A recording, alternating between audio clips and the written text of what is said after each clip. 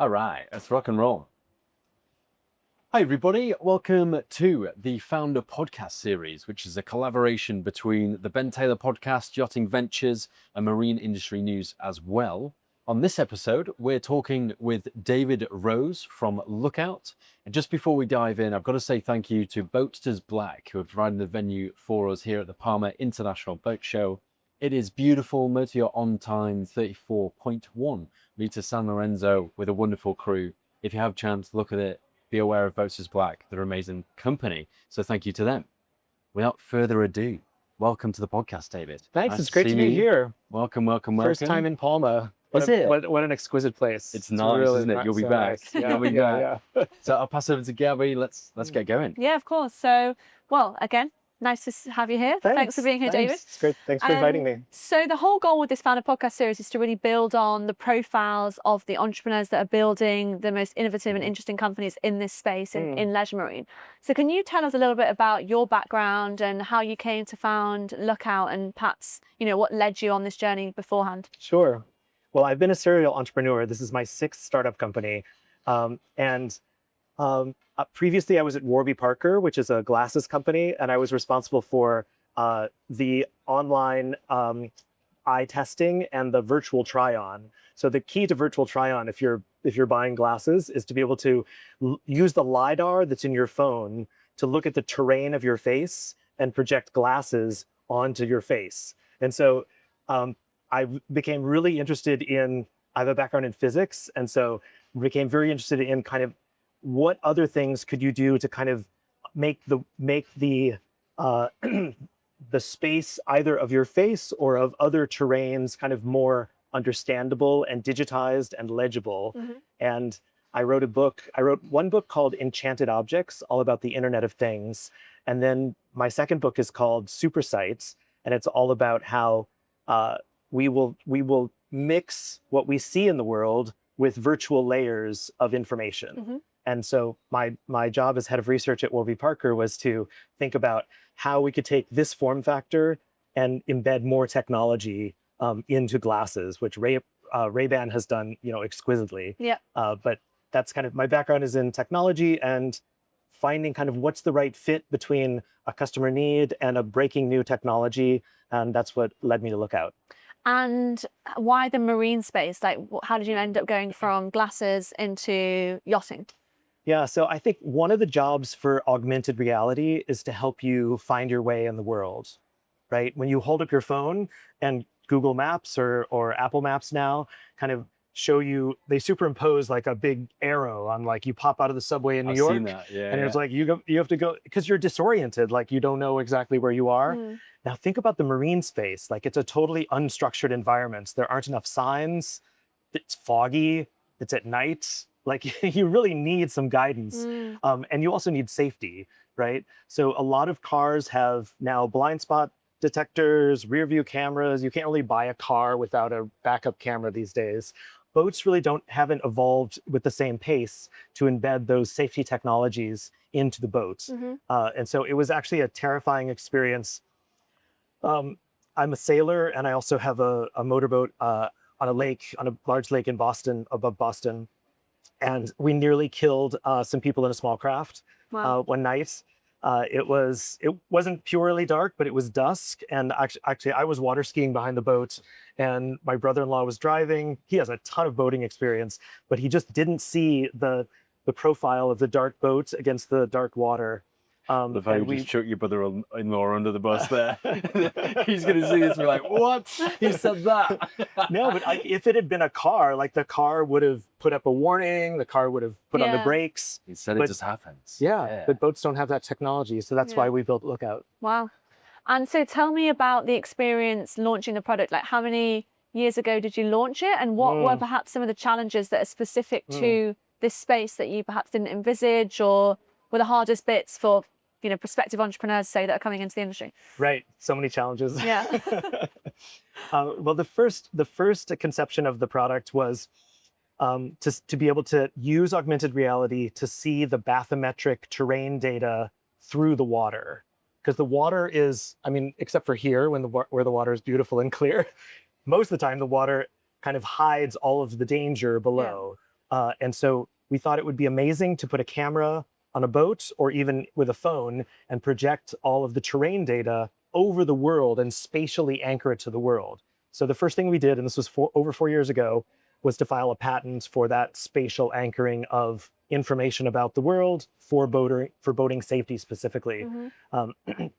And I mean, I would say one of the things that we've learned is there's an incredible ecosystem of sensors that are already on boats like this that we can leverage, right? So when we started off, we built this kind of pizza boxed flat thing that had a satellite heading sensor and an AIS inside, and a stereo camera system and rear-facing cameras and thermal cameras, and kind of put it all in one box because we thought ease of installation would be really paramount.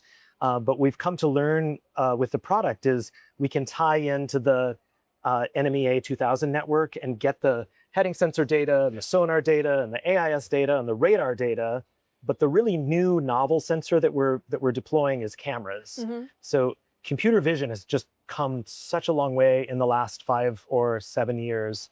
I had a previous startup that was looking at social media photos and trying to understand, like, you're into boating or you're into camping based on what's in the photo, not based on the text, but just based on the contents of the photo. Wow. But we've trained our own neural network in order to find everything that's not water. So it's called scene segmentation. It looks at the surface of the water and figures out what's not water, and then finds things like small craft, swimmers, whales, kind of anything you don't want to hit, a container in the water. And then it classifies that, it tracks that, and it basically rebuilds a 3D scene around you of all of those things, and then casts that into the cloud like Waze, so that boats behind you can benefit from what this boat sees. Yeah. No, it's really interesting technology and so important from a safety perspective, as you kind of mentioned earlier. It really seems like it should be essential, Yeah, right? yeah. Like certainly for certain types of boats, in certain types of weather, in certain parts of the world, it feels, and we're going after trying to get it classified with insurance companies as something that they promote or pay for. Yeah, that makes total sense. And so tell us maybe a bit about because I know you've had quite an interesting journey, particularly on the fundraising side of things, and tell us a little bit about that and the kind of stage also that you're at now. Are you full in commercial mode, commercialization? Are you still doing R&D in the background, and a little bit of context around all that? Yeah. So we officially launched about 1.5 years ago. We have about 150 units out on boats today, which we're very proud of. The pricing for the product is $10,000 for the processor. You can also pay $2,500 and $99 a month if you want to lease it. But most people just are used to like buying components for their boats, and so they'd rather just buy the processor. So if you have any existing camera system, like a thermal camera, like a FLIR, we love the FLIR 364C because it has thermal and daylight and it's motion stabilized. So that plugs into the brain, and then the brain plugs into the boat network, and then that plugs into the screens that you already have on the boat. And we also developed our own camera system that's kind of ideal for computer vision because it sits high on the boat. Like, you really want a drone, but the higher the better.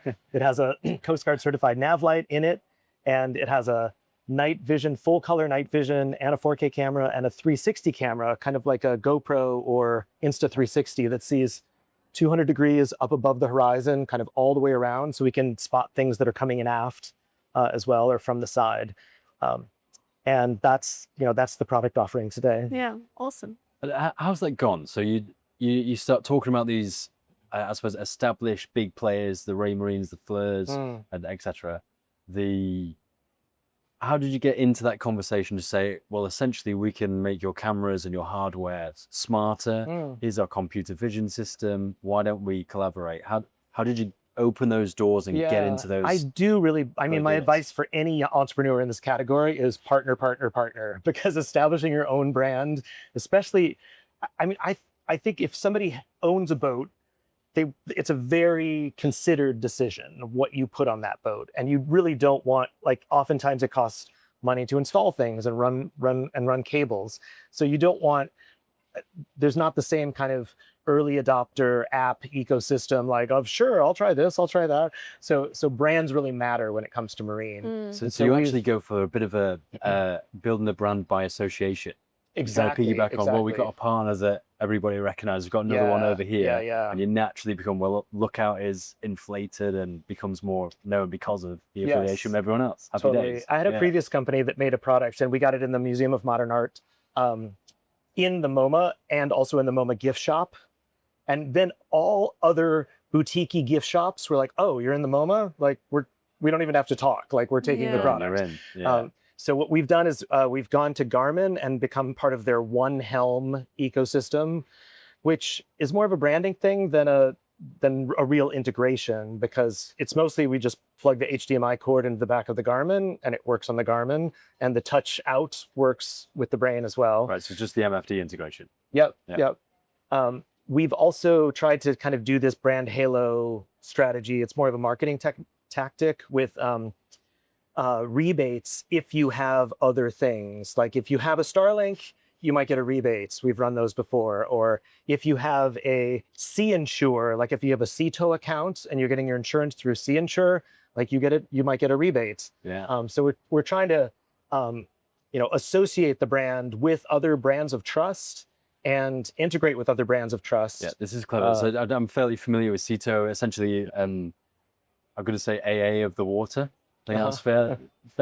Is AA worldwide, or is it just UK? I'm not sure. You don't know AA, right? So if you break down it's not great. It's like, something's gone wrong and they come and rescue and help you out. Yeah, it's a subscription service. And, So in this movement to become actually an expectation on board a vessel is to have this kind of technology so that things don't go wrong. Yeah, that's a nice movement into, that's the kind of space you want to be in and affiliated with. We just started working with another insurance company called Navinsure, I think they're called.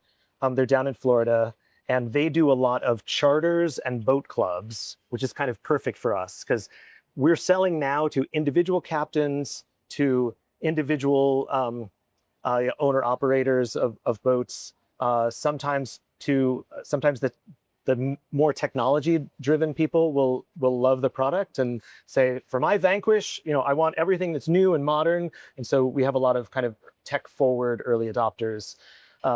But we want to get boat clubs, people that charter boats.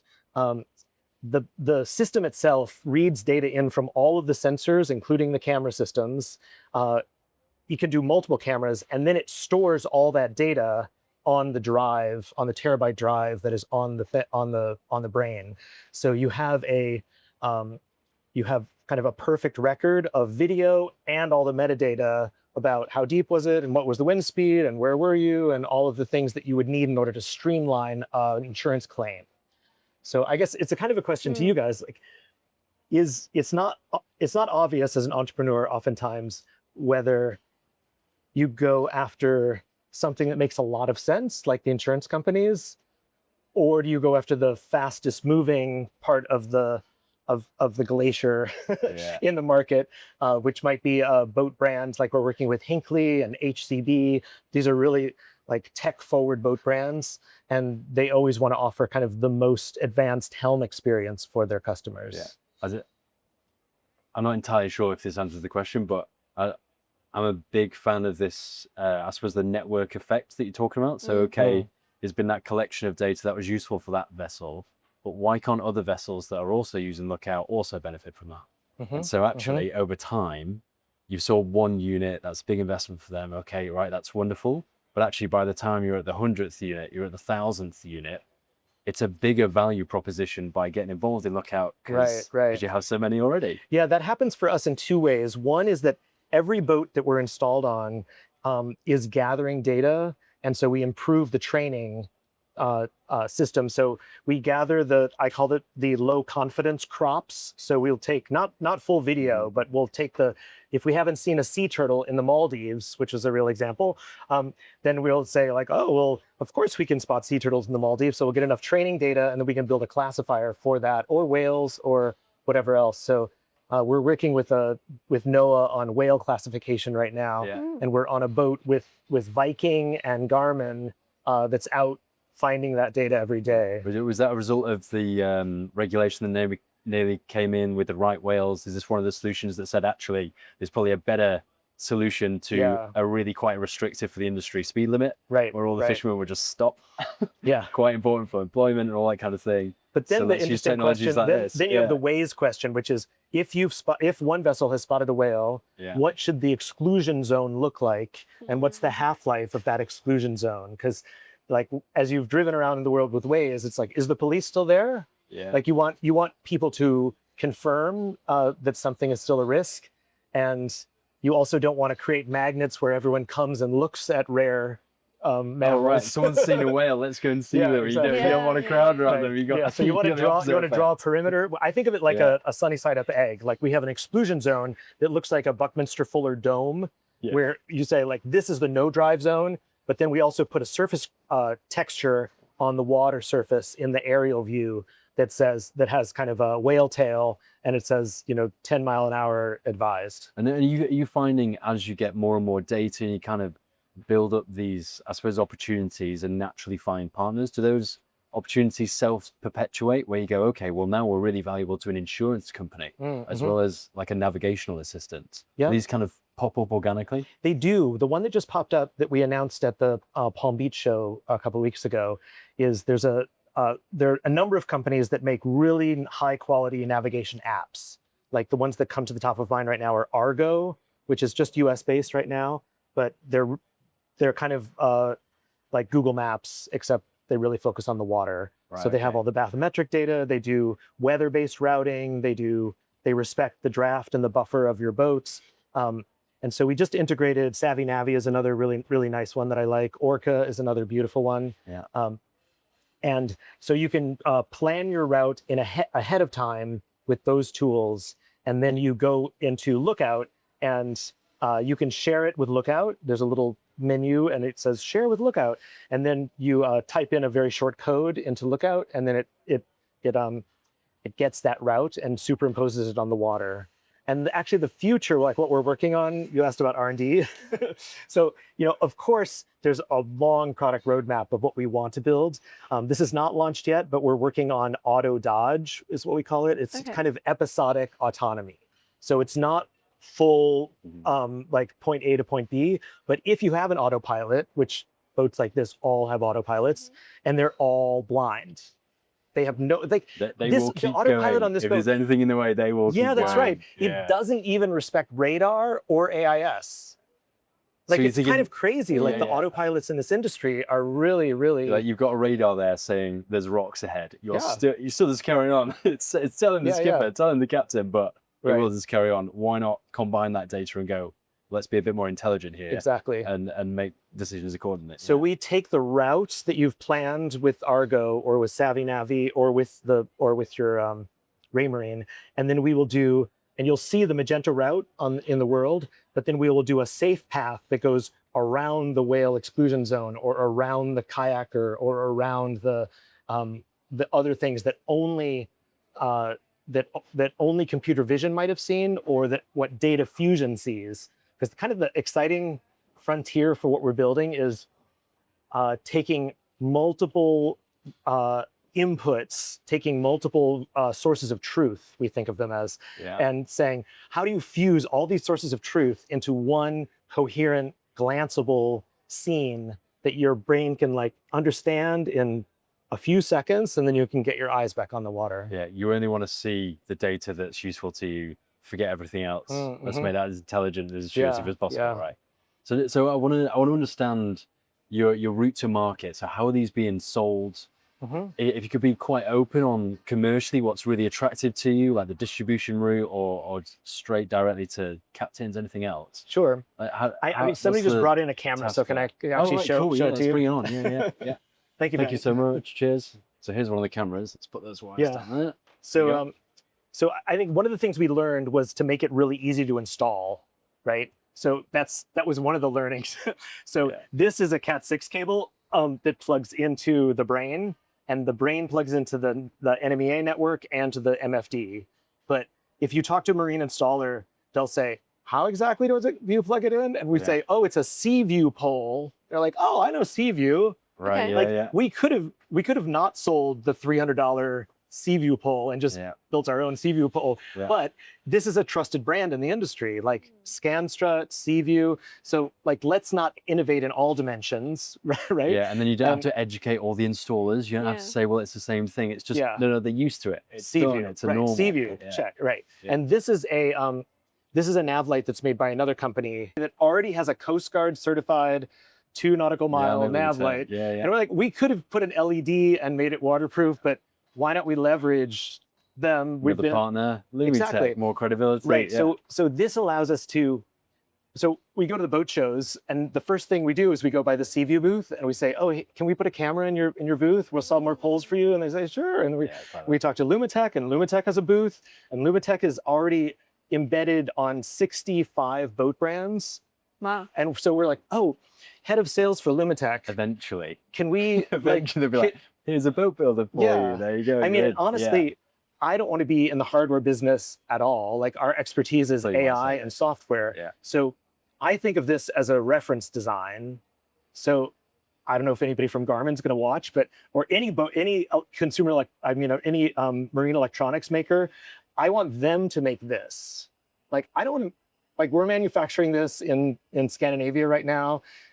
We're not at scale, we're paying too much, we're having to do all kinds of testing to do, like, these are Gore-Tex ports, so you don't have any kind of fogging issues or anything like that. You essentially just have no desire to become an equipment manufacturer, not at all. Right. And so just do that out of necessity and then focus on the software. Happy day. But does it make sense to have camera systems on boats? Like, absolutely. Like, it should be molded into all fiberglass on all of these boats, and it will be. How many years do you think that's going to be? I guess, I was going to say 2 to 3. Yeah. I don't know. I guess, I think the regulation side of it is a really interesting angle. And it's difficult with the whole international law perspective, but I think that could be having it as like a requisite on insurance policies or something like this could be an interesting route to market. Right. Yeah. I mean, we would love for everybody to have any kind of camera on their boat. I mean, this we made so it goes high on the boat. It's like the highest. This is supposed to be the highest point on the boat. Yeah.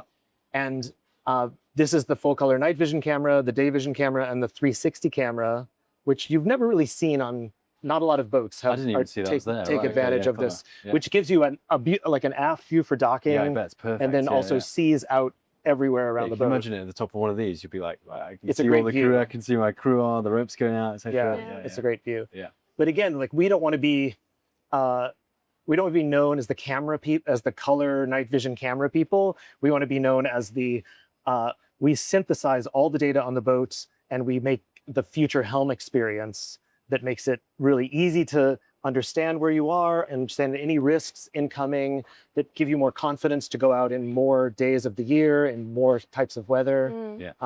So what's the end game here? What are you looking to build over the next few years? What's the goal, ultimate?